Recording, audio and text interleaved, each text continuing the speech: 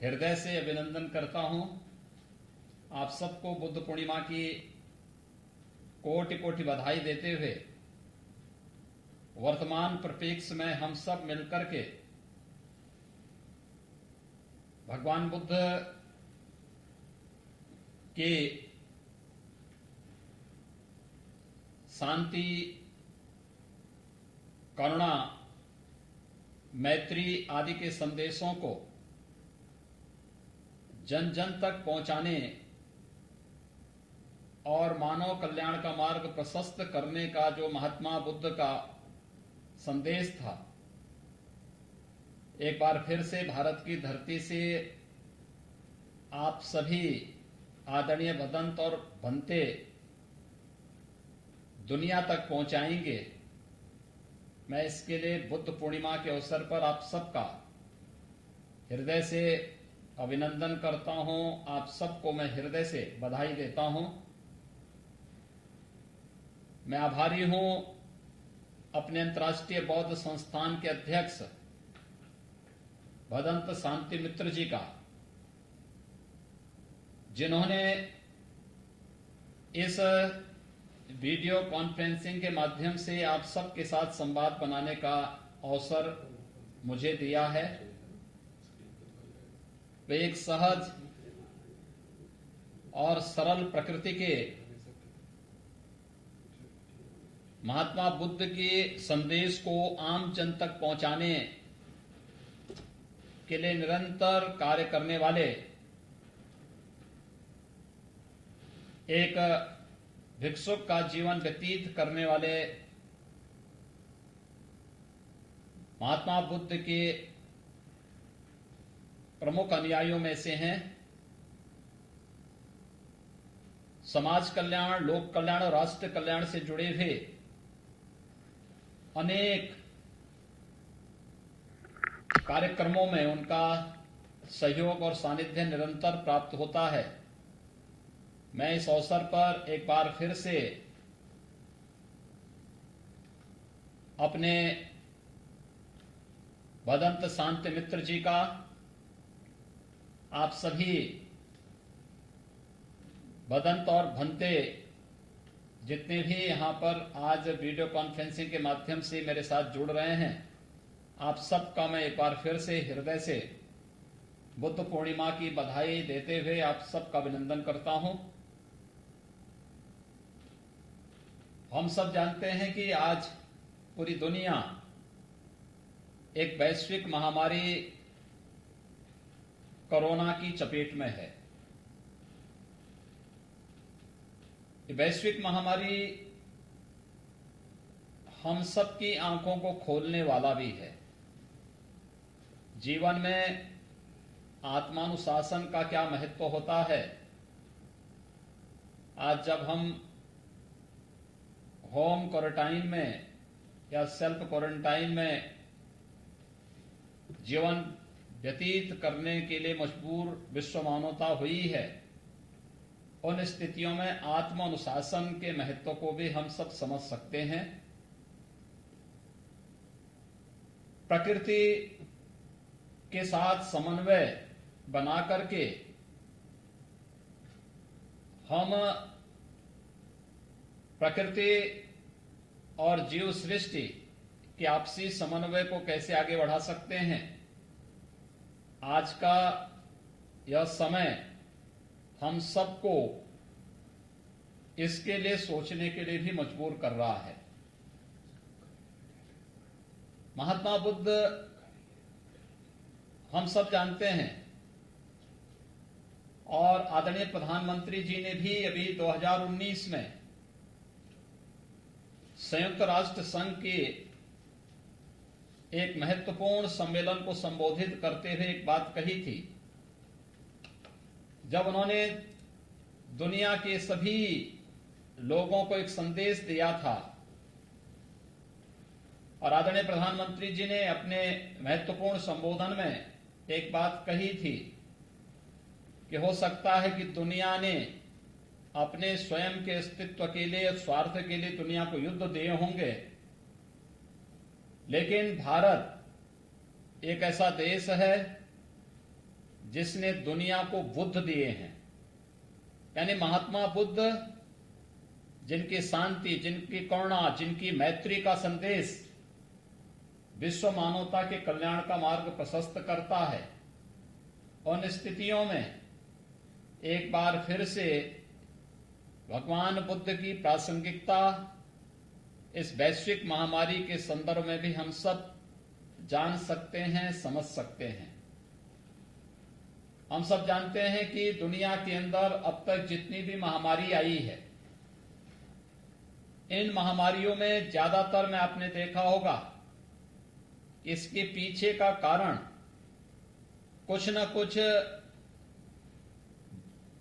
पशुओं से मनुष्य में इसका संक्रमण हुआ है। इस संक्रमण, अगर कोई मृत जानवर है, किसी गंभीर बीमारी से पीड़ित है और उसको मार करके उसका मांस मनुष्य को खिला दिया, तो मनुष्य भी उसके संक्रमण का चपेट में आता है और फिर वह वायरस इतनी तेजी के साथ फैलता है कि मानवता के सामने भी एक भीषण संकट खड़ा करता है।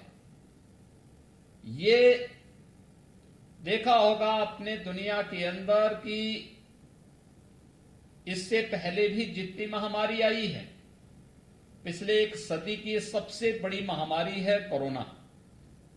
दुनिया के अंदर अब तक 2.5 लाख से अधिक लोग इसकी चपेट में आ चुके हैं, यानी मौत के शिकार हो चुके हैं, और 12 लाख से अधिक लोग अकेले अमेरिका के अंदर ही इसकी चपेट में आए हैं।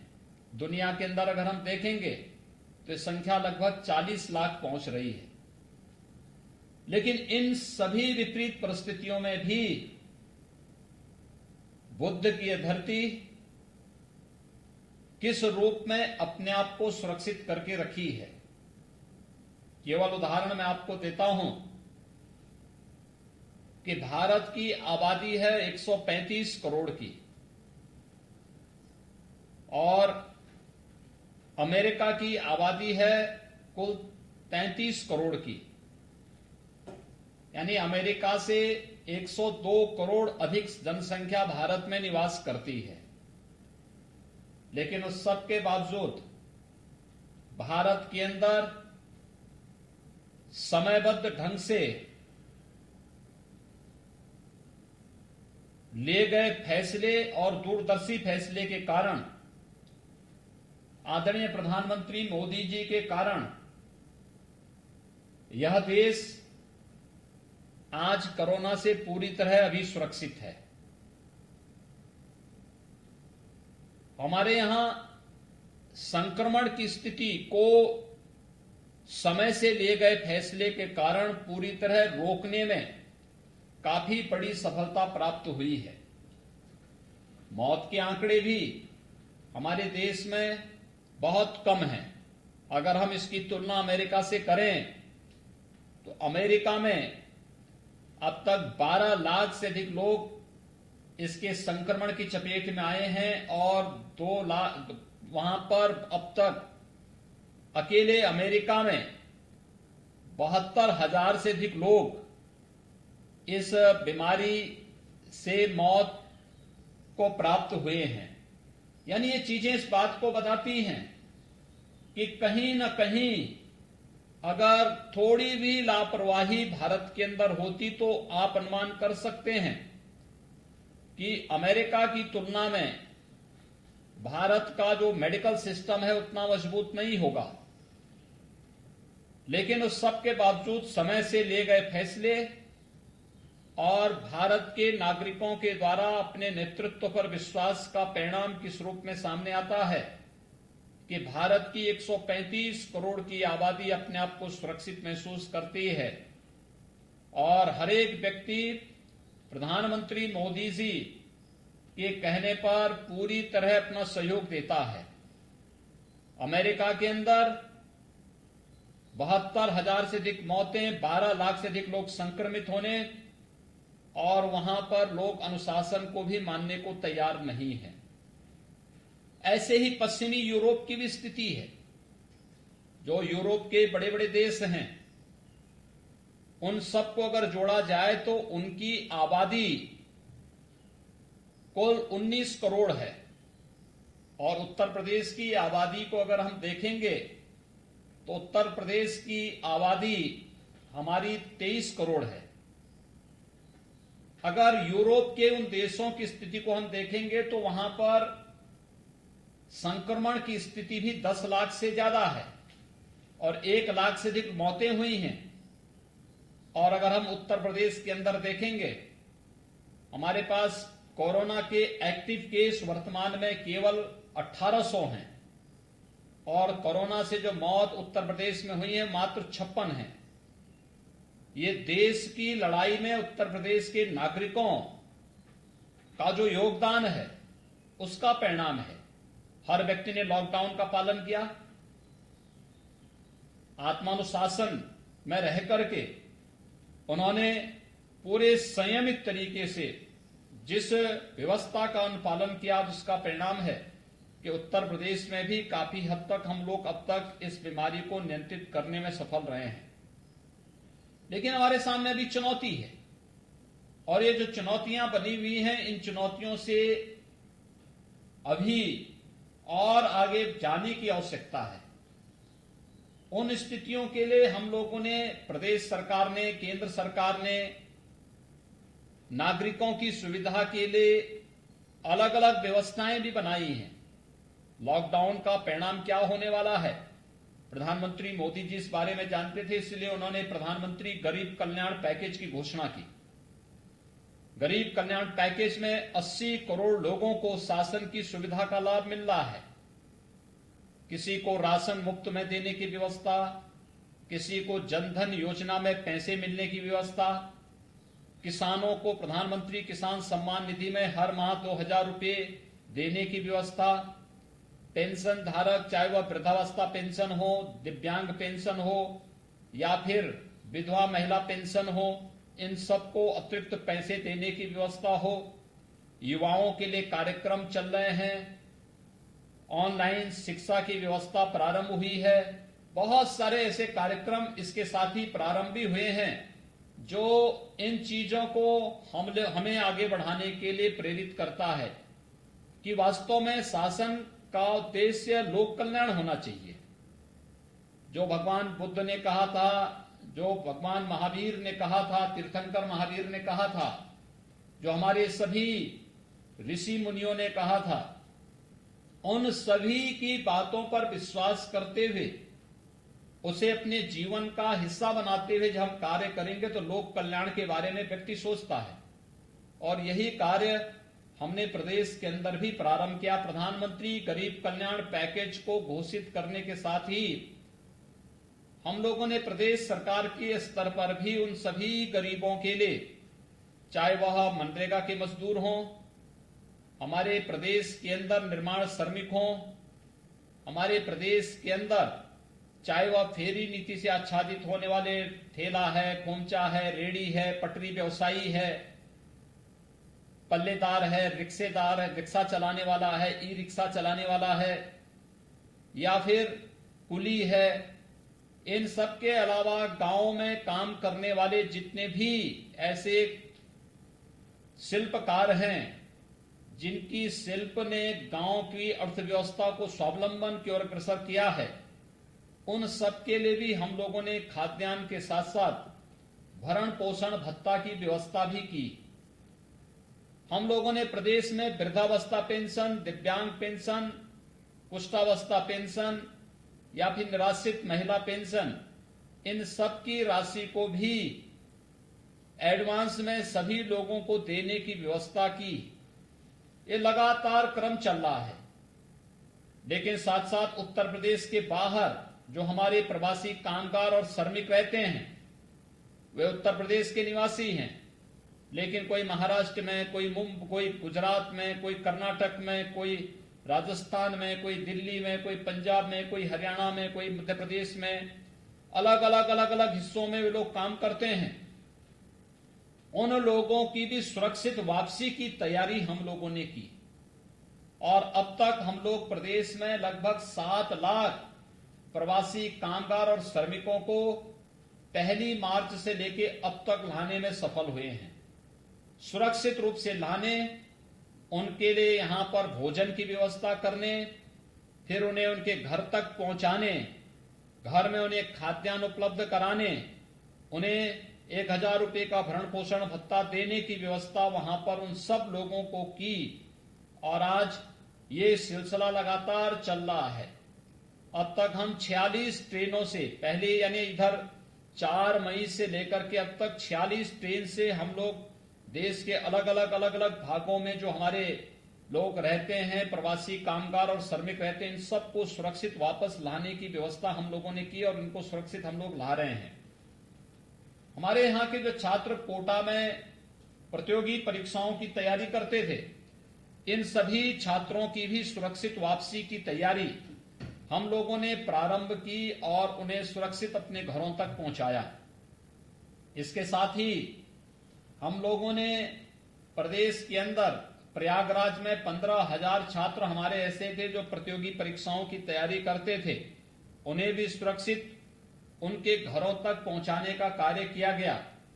हरियाणा में, मध्य प्रदेश में, राजस्थान में जो भी हमारे प्रवासी कामगार और श्रमिक कार्य करते थे, इन सबको भी पहुंचाने का कार्य किया है। निरंतर इस कार्य को आगे बढ़ाने के लिए हम लोग कार्य कर रहे हैं। हम लोग प्रदेश में बाहर से आने वाले श्रमिकों के लिए टेम्परेरी जो आश्रय स्थल हम लोगों ने बनाए हैं, 12 लाख ऐसे कामगारों के लिए हम लोग अभी से व्यवस्था बना के रखे हुए हैं। और अगर कोरोना वायरस का प्रकोप बढ़ता है, उन स्थितियों में भी हमारा प्रयास है। अभी हम लोगों ने 50,000 बेड चिकित्सालयों में उपलब्ध करवाए हैं, आरक्षित किए हुए हैं, उपचार उसमें चल रहा है। और इसकी क्षमता को इस मई के अंत तक हम लोग 1 लाख बेड तक करने की तैयारी भी कर लिए हैं। लेकिन हमारा प्रयास होना चाहिए कि किसी भी बीमारी के पहले उसके बचाव की पूरी तैयारी करना है। और बचाव का ही आधार है लॉकडाउन और सोशल डिस्टेंसिंग। इसका पालन अगर हम करेंगे, भगवान बुद्ध की जन्मदिन के अवसर पर, उन्हें ज्ञान प्राप्ति के पवित्र दिवस के अवसर पर, उनके महापरिनिर्वाण के इस पवित्र दिवस के अवसर पर, जो पूरी दुनिया को एक नया संदेश देता है, मानवता के कल्याण का मार्ग प्रशस्त करता है, स्वाभाविक रूप से ये सभी जो कार्य आज भारत करने में सफल हो रहा है, जिसको आज हम करने में सफल हो रहे हैं, ये भारत की इस पवित्र परंपरा का आशीर्वाद है, उनकी कृपा है। जो महात्मा बुद्ध ने, तीर्थंकर महावीर ने, भारत की समृद्ध ऋषि परंपरा ने समय समय पर अपने पवित्र उपदेशों के माध्यम से, अपनी कृपा के माध्यम से जो संदेश हम सबको दिया है, आज उसी को हम लोक कल्याण के और इस वैश्विक महामारी में जब पूरी दुनिया में उथल पुथल है, तब भारत पूरी शालीनता के साथ अपने इस अभियान को आगे बढ़ाने में सफल हो रहा है। मैं आप सभी भदंत और जितने भी भंते हैं, बौद्ध पंथ से जुड़े हुए अनुयायी हैं, अन्य महत्वपूर्ण पंथों से जुड़े हुए हमारे महत्वपूर्ण अनुयायी हैं, आप सबका मैं हृदय से अभिनंदन करता हूं। बुद्ध पूर्णिमा की आप सबको बधाई देता हूं। और मैं चाहूंगा कि अगर प्रदेश सरकार से संबंधित किसी प्रकार का सुझाव आपका होगा तो मुझे उसमें प्रसन्नता होगी। आप सबसे मेरी अपील होगी कि अगर आपके द्वारा भी लोगों को अपील हो कि जैसे आज आप सब ने बहुत संयम का परिचय देकर के पूरे आयोजन को अपने स्वयं के घर में, आश्रम में रह करके संपन्न किया है, इसी प्रकार का कार्य अन्य मतावलंबी भी करेंगे। मैं सबसे पहले यहां पर आमंत्रित करता हूं भदंत शांति मित्र जी को, जो हमारे अंतर्राष्ट्रीय बौद्ध संस्थान के अध्यक्ष भी हैं। उनसे मैं अनुरोध करूंगा कि वे इस अवसर पर अगर कोई सुझाव देना चाहते हैं तो मैं उनका स्वागत करूंगा, मुझे प्रसन्नता होगी। भदंत शांति मित्र जी।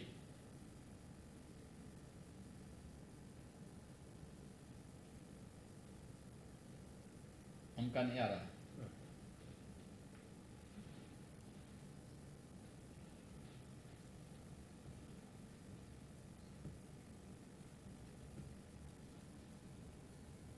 इसमें आवाज नहीं आ रही। बाकी सबके जा रही है महाराज।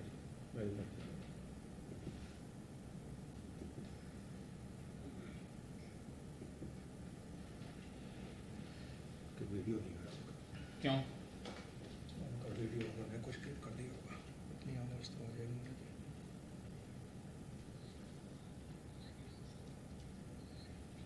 क्या बजाई? कहाँ है? टीवी पर ही दीजिएगा।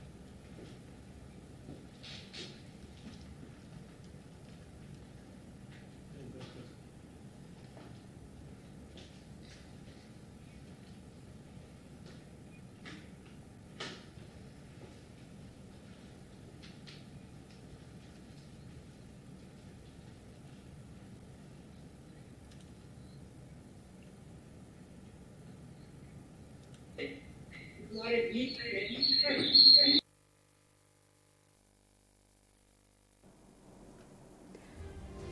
तो बुद्ध पूर्णिमा के मौके पर सीएम योगी का संबोधन आप देख रहे थे, जहां पर मुख्यमंत्री योगी आदित्यनाथ बौद्ध भिक्षुओं से बातचीत कर रहे थे। देखते हैं यहाँ जो हमारे समाज में ये वैश्विक संकट आया है, इसका माननीय मुख्यमंत्री जी ने अभी हम सबको अवगत कराया और अवगत भी हैं।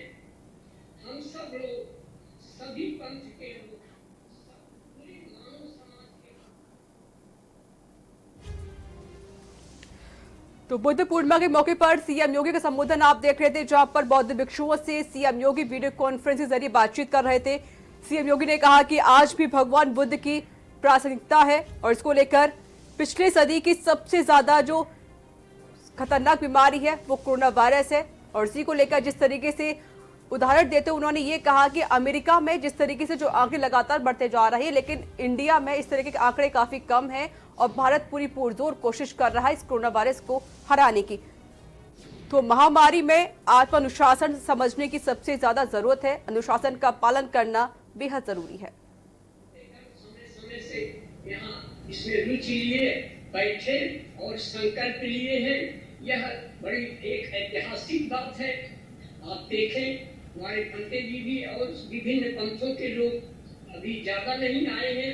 हम लोग आगामी एक समय में सभी पंथों की ओर से मिलते इस काम को आगे बढ़ाने में, एकता से चलने में संकल्प बनाए। लेकिन हम तत्काल में यह सब संकल्प लेते हैं कि इस काम में हम जो जहाँ है वहीं जिस रूप में जो सहयोग कर सकेंगे, हम समाज में, सरकार में और वैश्विक स्तर पर हर सहयोग के लिए संकल्पबद्ध हैं और लगे हुए हैं।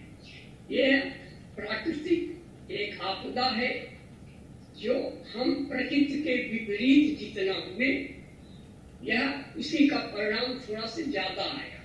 हम सब प्रकृति के अनुकूल चल रहे हैं। भारत हमेशा प्रकृति के अनुकूल चला।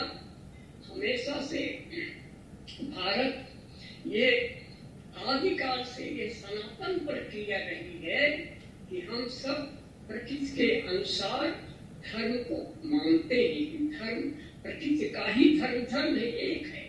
सभी पंथ मिलकर देश काल परिस्थितियों में बने। तथागत ये आज जो हम लोग बुद्ध पूर्णिमा के अवसर पर यहाँ इकट्ठे हुए हैं, ये तथागत के समय में भी देश काल परिस्थितियों से और आज तक जितने भी पंथ हुए हैं, सबने कम ज्यादा करके समाज की रक्षा किया और समाज को आगे बढ़ाया।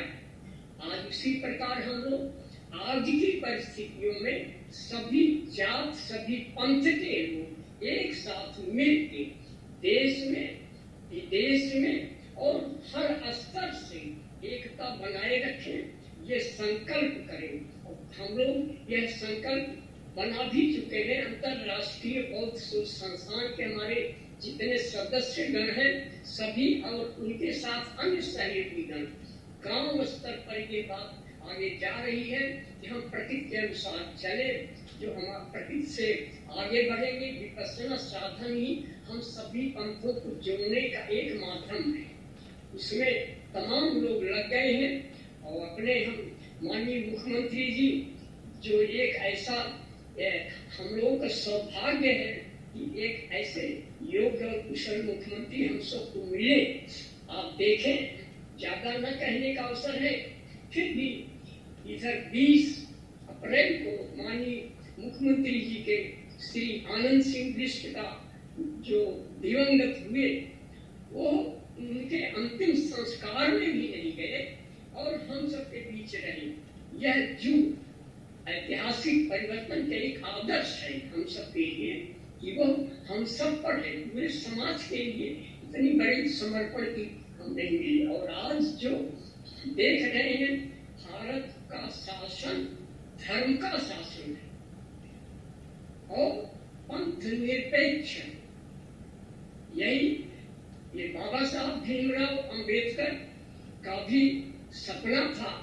सम्राट अशोक के समय धर्म का राज हुआ और आज हम सब माननीय योगी जी और माननीय मोदी जी और आप सब भक्तगण और विभिन्न धर्मों को मिलकर अब धर्म का ये युग परिवर्तन चल रहा है। धर्म का राज पुनः आगे बढ़ने का और पूर्ण रूप में नए हिसाब से बढ़ रहा है। हम सब नए ये एक रीत से नए जमाने की सृजन का है। सृजन के बेरा में कुछ जैसे हम लोग गाँव में कहते हैं कि नई भीत उठन बा पुरानी भीत गिरत बा, तो पुरानी भीत है, पुरानी हमारी कठिनाइयां हम जो विपरीत प्रकृति के हुए उससे गड़बड़ाता गया विभिन्न मामलों में, हमने पर्यावरण को बिगाड़ा। इसमें एक हमारा ये जो चामिया है, इसमें हमें कहने में संकोच नहीं है कि वो अध्यात्म से कुछ दूर होकर गया है, जिसका परिणाम है कि वो अंधकार, वह अधर्म की वो के किरण जो है वहीं से फैली, कुछ ऐसा अनुमान है लोगों का। और हम सब जितने लोग हैं धर्म के एक साथ मिलकर ये देवसुख संग्राम में अपने देश को और दुनिया को सफल बनाएंगे। सबकी मंगल कामना करते हैं। सबके जय जय। भंते शील रतन जी, भंते शील रतन जी।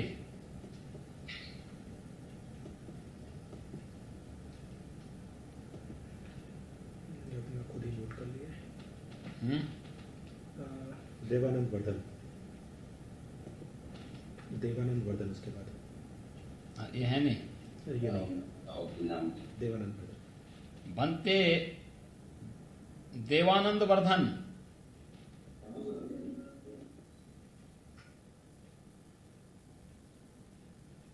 है नहीं। देवानंद जी बोलिए। देवानंद जी। अगला ले लेते हैं महाराज जी, राम प्रताप। श्री राम प्रताप विपसना, महाराष्ट्र से। कनेक्ट नहीं हो पा रहे हैं। बोलिए राम प्रताप जी। राम प्रताप जी। लालजी निर्मल। से लालजी प्रसाद निर्मल जी, से लालजी प्रसाद निर्मल जी। बुद्ध पूर्णिमा पे हार्दिक शुभकामनाएं। मैं आज के इस अवसर पर वदंत शांति मित्र जी को प्रणाम करते हुए, माननीय मुख्यमंत्री जी को प्रणाम करते हुए यह कहना चाहूंगा कि भगवान बुद्ध आज भी प्रासंगिक है। अंगुत्तर निकाय धम्मपद अट्ठकथा के अनुसार एक मैं जिक्र करना चाहूंगा कि वैशाली राज्य में एक बार बड़ी महामारी आई और उस समय एकदम मौत का तांडव हो रहा था, सब जगह भय व्याप्त था। तो लिच्छवियों ने मिलकर के कहा कि भगवान बुद्ध को बुलाया जाए और भगवान बुद्ध आए और उन्होंने जो संदेश दिया कि सारी गतिविधियों को छोड़ करके शांति पूर्वक आप ध्यान में मग्न हो। और कुछ समय के बाद वह वैशाली रोग से मुक्त हुआ। आज इस प्रकार से बुद्ध का जो संदेश था आज भी प्रासंगिक है। जो ये लॉकडाउन है, जो माननीय मुख्यमंत्री और प्रधानमंत्री जी का जो निर्देश है, वह आज भी प्रासंगिक है। इस अवसर पर मैं पुनः सभी देशवासियों को, प्रदेशवासियों को और माननीय मुख्यमंत्री की जो अहर्निश जो कार्य कर रहे हैं प्रदेश के लिए, निश्चित रूप से प्रधानमंत्री नरेंद्र मोदी, मुख्यमंत्री योगी आदित्यनाथ जी के अभाव में कोरोना का जो प्रकोप होता है उसकी कल्पना हम नहीं कर सकते हैं। हम सबको हार्दिक शुभकामनाएं व्यक्त करते हैं। धन्यवाद जी। मेघांकर थेरो जी, 9 नंबर मेघांकर थेरो। 100 के मेघांकर, 100 के मेघांकर। नमो बुद्धाय। हाँ, नमो बुद्धाय जी। जी, मैं उत्तर प्रदेश के माननीय मुख्यमंत्री योगी जी का बहुत आभारी हूँ कि अपने अपने व्यस्त कार्यक्रम से बहुमूल्य समय निकालकर आज इस पावन दिवस पर कॉन्फ्रेंस का आयोजन किया और पूरे विश्व को आशा और शांति का संदेश देने के दिल आज आपका मैं दिल से धन्यवाद करता हूँ। इस समय हम सब बहुत बड़ी चुनौती से गुजर रहे हैं। इस पावन अवसर के माध्यम से हम सब मिलकर सभी के निरोग होने के लिए और दीर्घायु होने के लिए तथा निर्वाण प्राप्ति के लिए प्रार्थना करते हैं। बुद्ध पूर्णिमा के पावन अवसर पर भगवान बुद्ध के प्रथम उपदेश स्थली इसीपतन सारनाथ के सभी महाबोधि सोसाइटी ऑफ इंडिया और अंतर्राष्ट्रीय बौद्ध विहार मंदिरों में आज के दिन सुबह से शाम तक अनेकों मंगलकारी कार्यक्रम आयोजित है। सारनाथ स्थित सभी भिक्षुओं के द्वारा विश्व शांति के लिए और विशेषकर कोरोना महामारी से मुक्ति के लिए पूजा और सूत्र पाठ करते थे। हम सभी प्रार्थना करते हैं कि संपूर्ण विश्व जल्द से जल्द इस महामारी से मुक्त हो जाए। मैं फिर एक बार माननीय मुख्यमंत्री योगी जी का धन्यवाद करता हूँ। आप सभी पर बुद्ध धम्म तथा संघ का आशीर्वाद बना रहे और सभी के निर्वाण के लिए पुण्य अनुमोदना करता हूँ। धन्यवाद जी, मंगल। बहुत बहुत धन्यवाद, अभिनंदन। लामा छोचफेल जोतपा। भंते लामा छोचेफेल जोतपा।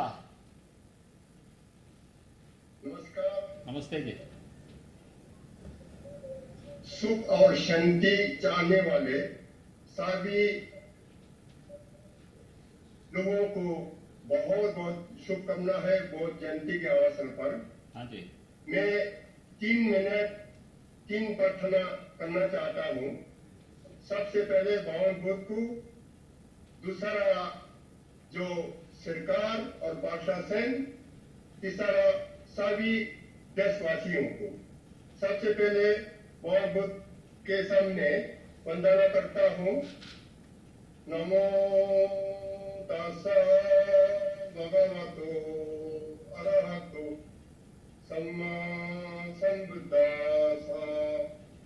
मैं तथागत भगवान बुद्ध से प्रार्थना करता हूँ कि देश और दुनिया से ये कोरोना